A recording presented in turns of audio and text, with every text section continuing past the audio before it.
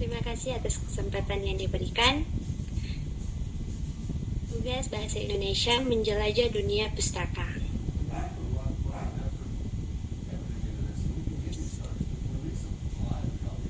Buku yang saya ulas yaitu Mudah Memahami dan Mengimplementasikan Ekonomi Makro. Identitas judul buku Mudah Memahami dan Mengimplementasikan Ekonomi Makro. Penulis Handi Aribowo, STMM. Alexander Wirapraja, SKOM MM. Imam Wijoyo, SEMM.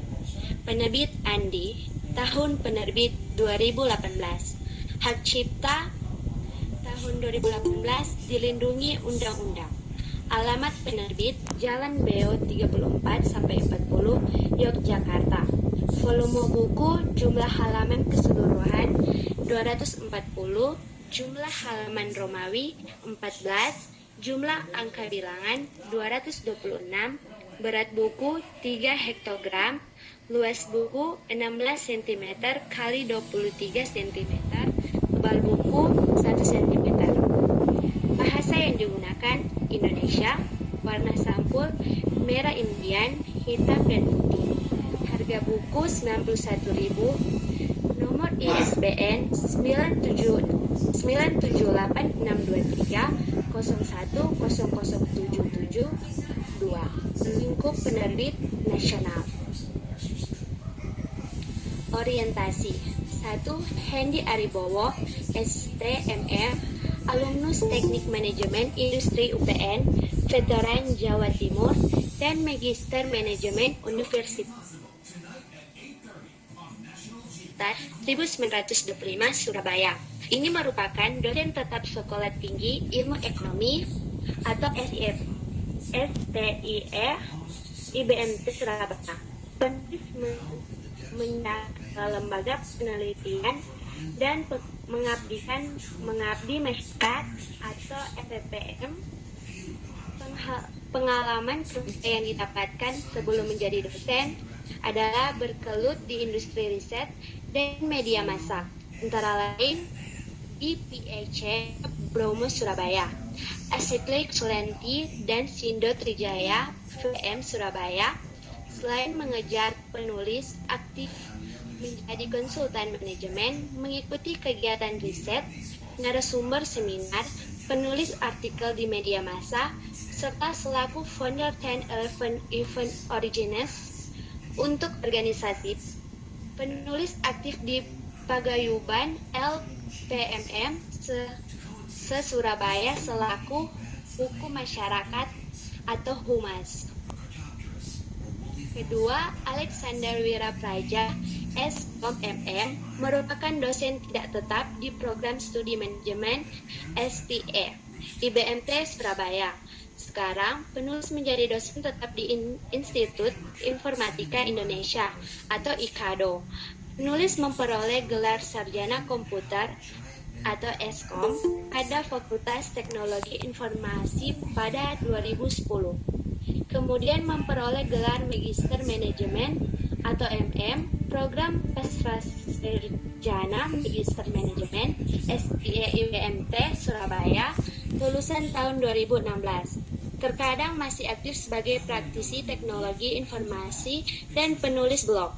Pada kegiatan akademis, penulis fokus penelitian seputar sistem informasi manajemen, audit sistem informasi manajemen, pemasaran, analisis proses bisnis, manajemen strategik, dan manajemen proyek. 3.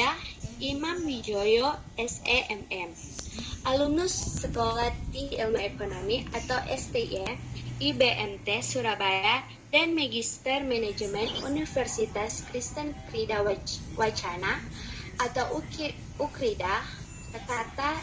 Ini merupakan dosen tetap serta pernah menjabat menjadi ketua STIE IBMT Surabaya selama 2 periode ini. Selain itu, penulis juga telah mengikuti pendidikan non-formal seperti Financial Planner di Institute of Financial Planning Indonesia atau IFPI serta Certified NLP Practitioners dari NLP Course Indonesia.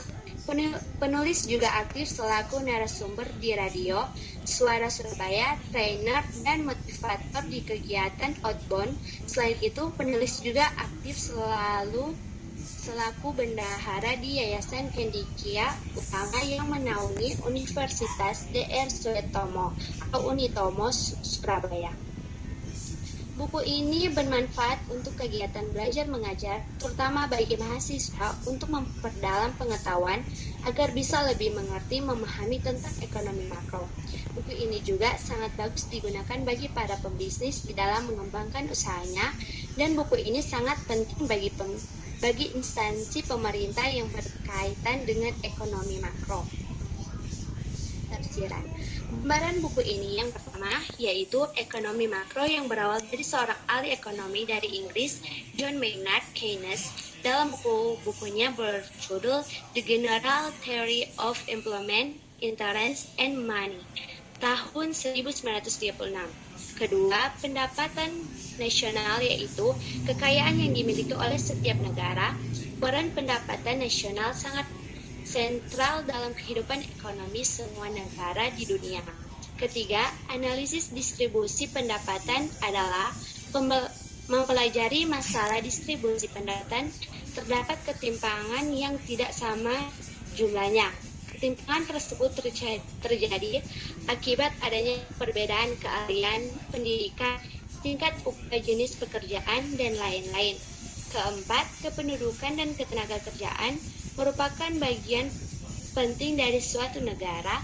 Kependudukan dan ketenagakerjaan merupakan salah satu ruang lingkup dari studi demografi, di mana sering terjadi perubahan pada suatu struktur kependudukan dan ketenagakerjaan. Kelima, inflasi merupakan salah satu peristiwa yang diperhatikan oleh pemerintah, serta dampaknya yang luas dapat berakibat pada makroekonomi suatu negara. Keenam, uang dan perbankan merupakan suatu yang tidak bisa terpisah dalam perekonomian dan juga merupakan suatu kesatuan yang berkaitan sangat erat dalam perekonomian.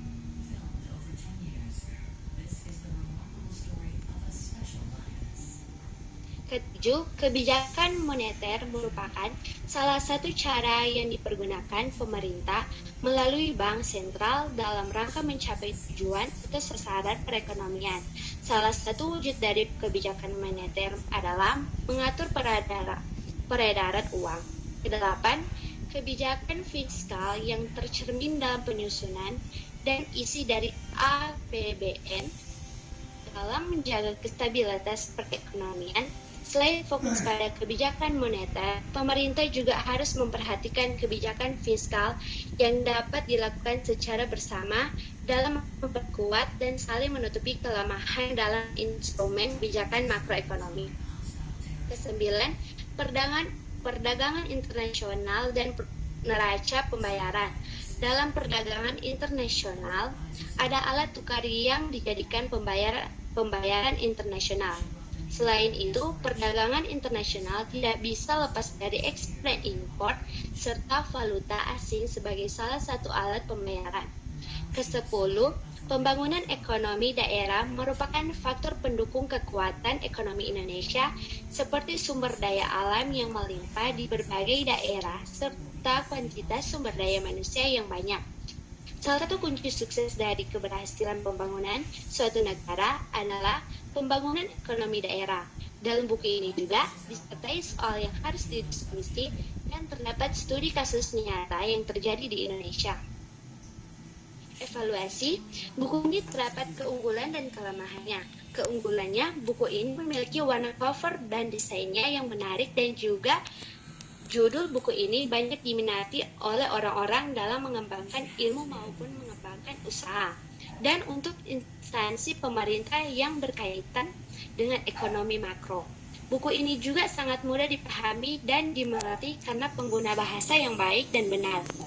Kelemahan dari buku ini, di lembaran ada tidak diberi nomor halaman dan di dalam lembaran, daftar isi dalam penyusunan lembaran tidak sesuai serta dalam penulisan terdapat kalimat yang salah. Rangkuman, buku memahami dan mengimplementasikan ekonomi makro disertai teori soal diskusi dan studi kasus. Buku ini menyajikan suatu pengetahuan bagi pembaca yang akan dipelajari, memahami dan mengimplementasikan ekonomi makro dalam aktivitas bisnis. Selain dapat digunakan untuk kegiatan belajar mengajar, dapat pula digunakan oleh pembisnis atau pengusaha maupun pemegang posisi kunci instansi pemerintah yang berkaitan dengan ekonomi makro. Pesan dari buku ini, semoga dengan hadirnya buku ini dapat memberikan manfaat yang besar bagi pembaca. Terima kasih.